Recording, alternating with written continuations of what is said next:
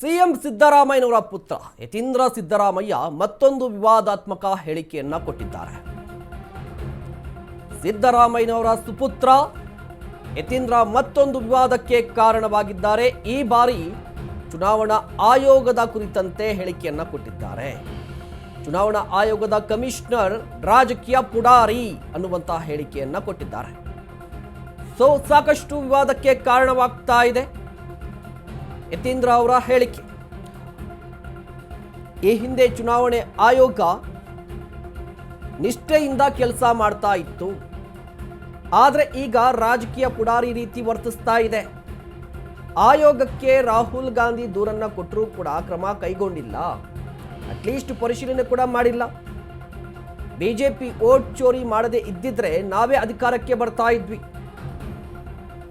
Vote ಚೋರಿ ಆಗದೆ ಇದ್ದಿದ್ರೆ India ಮೈತ್ರಿಕೂಟ ಅಧಿಕಾರಕ್ಕೆ ಬರ್ತಾ ಇತ್ತು ಅಂತ ಹೇಳಿ ಮೈಸೂರಲ್ಲಿ ಎಂಎಲ್ಸಿ ಯತೀಂದ್ರ ಸಿದ್ದರಾಮಯ್ಯ ಹೇಳಿಕೆಯನ್ನ ಕೊಟ್ಟಿದ್ದಾರೆ. ಚುನಾವಣೆ ಆಗೋಗುತ್ತೆ, ವೋಟಿಂಗ್ ದಿವಸ ಬಂದಿರುತ್ತೆ ಅಥವಾ ಚುನಾವಣೆ ಡೇಟ್ ಅನೌನ್ಸ್ ಅದೇ ರೀತಿ ಮಹಾರಾಷ್ಟ್ರದಲ್ಲಿ ಮತ್ತೆ ಕರ್ನಾಟಕದಲ್ಲಿ ಆಳಂದ ವಿಧಾನಸಭಾ ಕ್ಷೇತ್ರದಲ್ಲಿ ನಮ್ಮ ಟಿ ಆರ್ ಪಾಟೀಲ್ ಅವರೆಲ್ಲ ಬಿ ಆರ್ ಪಾಟೀಲ್ ಸರ್ ಅವರ ಕ್ಷೇತ್ರದಲ್ಲೂ ಕೂಡ ಸುಮಾರು 10,000 ಮತದಾರ ಹೆಸರನ್ನ ಕೈ ಬಿಡಕ್ಕೆ ಪ್ರಯತ್ನ ಮಾಡಿದ್ದಾರೆ. ಕೆಲವು ಕಡೆ ಏನ್ ಮಾಡ್ತಿದ್ದಾರೆ, ನಕಲಿ ಮತದಾರನ ಸೇರಿಸಿದ್ದಾರೆ. ಇನ್ನೊಂದು ಕೆಲವು ಕಡೆ ಏನ್ ಮಾಡ್ತಿದ್ದಾರೆ, ನಿಜವಾದ ಮತದಾರನ ಪಟ್ಟಿಯಿಂದ ಕೈ ಬಿಡುವಂತ ಕೆಲಸ ಮಾಡ್ತಿದ್ದಾರೆ.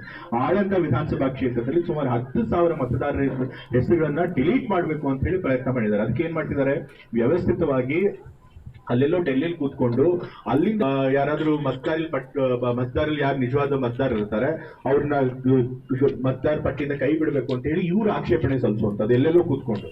ಆ ನಂತರ ಅವ್ರನ್ನ ತೆಗೆದಾಕ್ಬಿಡೋದು, ಈ ತರ ಆಕ್ಷೇಪಣೆ ಬಂದಿದೆ ಹಾಗಾಗಿ ತೆಗೆದು ಬಿಡ್ತೀವಿ ಅಂತ ಹೇಳಿ. ಪಾಪ ಅವ್ರು ಗೊತ್ತೇ ಇರೋದಿಲ್ಲ ಮತದಾರರಿಗೆ ನಮ್ಮ ಹೆಸರು ಕೈ ಬಿಟ್ಟಿದ್ದಾರೆ ಅಂತ ಹೇಳಿ.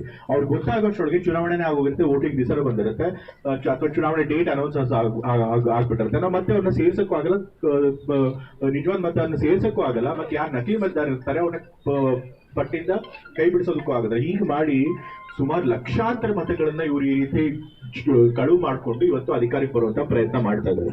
ಬಿಜೆಪಿ ಅವರು ಇದಾರಲ್ಲ, ಅಧಿಕಾರಕ್ಕೋಸ್ಕರ ಯಾವ ನೀಚ ಮಟ್ಟಕ್ಕೆ ಉಳಿತಾರೆ. ಅವ್ರಿಗೆ ಸಂವಿಧಾನ ಕಾನೂನು ಇದೆ, ಅದ್ರ ಬಗ್ಗೆ ಯಾವುದೇ ಗೌರವ ಇಲ್ಲ. ಎಂಥ ವಾಮಮಾರ್ಗ ಎಂಥ ಕಳ್ಳ ಮಾರ್ಗ ಆದ್ರೂ ಹಿಡಿದು ಅವ್ರು ಅಧಿಕಾರಕ್ಕೆ ಬರಬೇಕು ಅಂತ ಹೇಳ್ತಿರ್ತಾರೆ. ಯಾವುದೇ ಒಂದು ಪ್ರಜಾಪ್ರಭುತ್ವದ ಒಂದು ಅಡಿಪಾಯ ಅಂತಂತಂದ್ರೆ ಅದು ಚುನಾವಣೆ. ಇವತ್ತು ಚುನಾವಣೆ ನಾವು ಪ್ರಾಮಾಣಿಕವಾಗಿ ಮತ್ತೆ ಮುಕ್ತವಾಗಿ ನಡೀತಾ ಅನ್ನೋ ನಂಬಿಕೆ ಇದ್ರೆ ಮಾತ್ರ ಎಲ್ಲ ರಾಜಕೀಯ ಪಕ್ಷಗಳು ಧೈರ್ಯವಾಗಿ ರಾಜಕೀಯ ಮಾಡಕ್ ಸಾಧ್ಯ, ಚುನಾವಣೆಯಲ್ಲಿ ಭಾಗವಹಿಸೋಕ್ ಸಾಧ್ಯ. ಇವಾಗ ಇಮ್ಯಾಜಿನ್ ಮಾಡಿ, ನಾವೆಲ್ಲಾ ಪಕ್ಷದವರು ಅಧಿಕಾರದಲ್ಲಿದ್ದಾಗ ಜನರಿಗೆ ಎಲ್ಲಾ ಕೆಲಸಗಳನ್ನು ಮಾಡಿಕೊಟ್ಟು ಜನರ ಸಪೋರ್ಟ್ ಅನ್ನು ಕೂಡ ಪಡ್ಕೊಂಡು ಒಳ್ಳೆ ಕೆಲಸ ಮಾಡಿದ್ರು ಕೂಡ, ಜನ ನಮ್ಮ ಪರವಾಗಿದ್ರು ಕೂಡ ಅವರು ವೋಟ್ ನ ಕಳ್ತನ ಮಾಡಿ ಅವ್ರ ಅಧಿಕಾರಕ್ಕೆ ಬರ್ತಾರೆ ಅಂತಂದ್ರೆ ಏನ್ ಪ್ರಯೋಜನ? ಅವಾಗ ಇಷ್ಟೆಲ್ಲ ಕೆಲಸ ಮಾಡಿ ಏನ್ ಪ್ರಯೋಜನ? ನಮ್ಮ ಕಾರ್ಯಕರ್ತರಾಗ್ಲಿ ನಾಯಕರುಗಳಾಗ್ಲಿ ನಾವು ಜನರ ಹತ್ರ ಹೋಗಿ ಓಡಾಡಿ ಎಲ್ಲ ಕೆಲಸ ಮಾಡಿ ಏನ್ ಪ್ರಯೋಜನ? ಪ್ರಜಾಪ್ರಭುತ್ವ ಅರ್ಥನೇ ಇರೋದಿಲ್ಲ. ಅವಾಗ ದೇಶನೇ ಪ್ರಜಾಪ್ರಭುತ್ವನ ಕಳ್ಕೊಳ್ಳುತ್ತೆ, ಸರ್ವಾಧಿಕಾರ ಬರುತ್ತೆ, ಇವರೇ ಶಾಶ್ವತವಾಗಿ ಅಧಿಕಾರದಲ್ಲಿ ಇರ್ತಾರೆ. ಇವತ್ತು ಇವ್ರು ಮಾಡ್ತಿರುವಂತ ಕೆಲಸಗಳಿಗೆ ಜನ ಈಗಾಗಲೇ ಅವ್ರ ಮೇಲೆ ರೋಸ್ಕೊಂಡು ಅವ್ರನ್ನ ಅಧಿಕಾರದಿಂದ ಕಿತ್ತೋಗಿದಿರ್ಬೇಕು. ಬಹುಶಃ ಕಳೆದ ಚುನಾವಣೆಯಲ್ಲಿ ಅವ್ರ 400ಕ್ಕಿಂತ ಹೆಚ್ಚು ಸ್ಥಾನಗಳನ್ನ ಗೆಲ್ತೀವಿ ಅಂತ ಬೀಗ್ತಾ ಇದ್ರು, ಆದ್ರೆ ಅವ್ರು ಬಂದಿದ್ದೆಷ್ಟು? ಬರೀ 240 ಸೀಟ್ಗಳು. ಅದೇ ರೀತಿ ಮಹಾರಾಷ್ಟ್ರ. ಇದ್ರ ಬಗ್ಗೆ ಇನ್ನಷ್ಟು ಮಾಹಿತಿಯನ್ನ ಪಡೆಯೋಣ.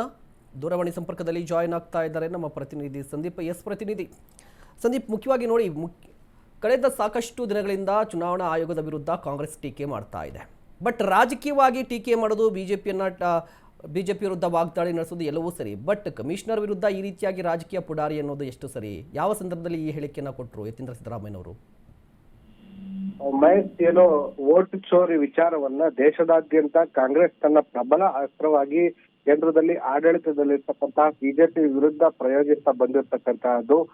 ಏನು ರಾಹುಲ್ ಗಾಂಧಿ ಅವರ ನೇತೃತ್ವದಲ್ಲಿ ದೊಡ್ಡ ಒಂದು ಹೋರಾಟವನ್ನ ಕೂಡ ಏನು ಮಾಡಲಾಗಿತ್ತು. ಅದಾದ ನಂತರದಲ್ಲಿ ಇದೀಗ ರಾಜ್ಯದ ಎಲ್ಲಾ ಜಿಲ್ಲೆಗಳು ಮತ್ತು ಎಲ್ಲಾ ಕ್ಷೇತ್ರಗಳಲ್ಲೂ ಕೂಡ ಕಾಂಗ್ರೆಸ್ ಒಂದು ಅಭಿಯಾನವನ್ನ ಮಾಡ್ತಾ ಇರ್ತಕ್ಕಂಥದ್ದು. ಅಂದ್ರೆ ವೋಟ್ ಚೋರಿ ಏನು ಬಿಜೆಪಿ ಮಾಡಿದೆ ಅಂತ ಹೇಳಿ ಆರೋಪವನ್ನ ಮಾಡ್ತಾ ಇದೆ ಕಾಂಗ್ರೆಸ್. ಆ ಒಂದು ವಿರುದ್ಧದ ಒಂದು ಅಭಿಯಾನವನ್ನ ಎಲ್ಲಾ ಕ್ಷೇತ್ರಗಳಲ್ಲೂ ಕೂಡ ಆಯಾ ಸ್ಥಳೀಯ ನಾಯಕತ್ವದಲ್ಲಿ ಒಂದು ಅಭಿಯಾನವನ್ನ ಮಾಡ್ತಾ ಇರ್ತಕ್ಕಂಥದ್ದು. ಅದೇ ಮಾದರಿನಲ್ಲಿ ಸಿಎಂ ತವರು ಜಿಲ್ಲೆ ಆಗಿರ್ತಕ್ಕಂಥ ಮೈಸೂರು ಜಿಲ್ಲೆಯ ಈ ಒಂದು ವೋಟ್ ಚೋರಿ ವಿರುದ್ಧದ ಅಭಿಯಾನವನ್ನ ಯತೀಂದ್ರ ಸಿದ್ದರಾಮಯ್ಯನವರ ಹೆಗಲಿಗೆ ಹಾಕಿರುವಂತಹದ್ದು. ಅದೇ ಮಾದರಿನಲ್ಲಿ ನಿನ್ನೆ ಸಿಎಂ ಸ್ವಕ್ಷೇತ್ರದ ವರುಣಾದಲ್ಲಿ ಈ ಒಂದು ಹೇಳಿಕೆ ಅಂದ್ರೆ ವಿವಾದಾತ್ಮಕ ಹೇಳಿಕೆಯನ್ನ ಯತೀಂದ್ರ ಸಿದ್ದರಾಮಯ್ಯನವರು ಹೇಳಿರುವಂತದ್ದು. ಅಂದ್ರೆ ವರುಣಾ ಕ್ಷೇತ್ರದ ತಗಡೂರು ಬ್ಲಾಕ್ ಕಾಂಗ್ರೆಸ್ ವತಿಯಿಂದ ಆಯೋಜನೆ ಮಾಡಿದಂತ ವೋಟ್ ಚೋರಿ ವಿರುದ್ಧದ ಅಭಿಯಾನದಲ್ಲಿ ಮಾತನಾಡುವ ಬರದಲ್ಲಿ ಕೇಂದ್ರದ ಚುನಾವಣಾ ಆಯೋಗದ ಆಯುಕ್ತರನ್ನ ರಾಜಕೀಯ ಪುಡಾರಿ ಅಂತೇಳಿ ವಿವಾದಾತ್ಮಕ ಹೇಳಿಕೆಯನ್ನ ಕೂಡ ಕೊಟ್ಟಿರ್ತಕ್ಕಂಥದ್ದನ್ನ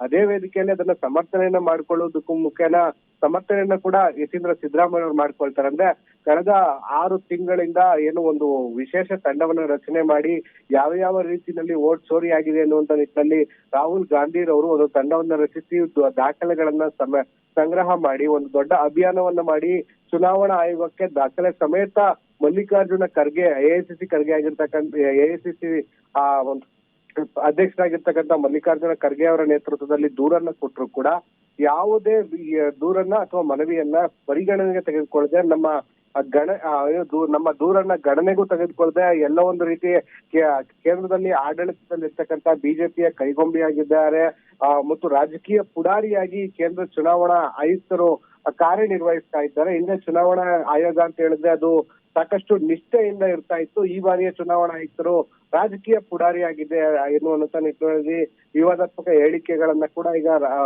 MLC ಯತೀಂದ್ರ ಸಿದ್ದರಾಮಯ್ಯ ಕೊಟ್ಟಿರ್ತಕ್ಕಂಥದ್ದು. ಸದ್ಯ ಈ ಹೇಳಿಕೆಯ ವಿರುದ್ಧವೂ ಕೂಡ ಸಾಕಷ್ಟು ಆಕ್ರೋಶ ಕೂಡ ವ್ಯಕ್ತ ಆಗ್ತಾ ಇರ್ತಕ್ಕಂತಹದ್ದು. ಮಹೇಶ್, ಓಕೆ, ಧನ್ಯವಾದ ಸಂದೀಪ್ ತಮ್ಮೆಲ್ಲ ಡೀಟೇಲ್ಸ್ಗಾಗಿ.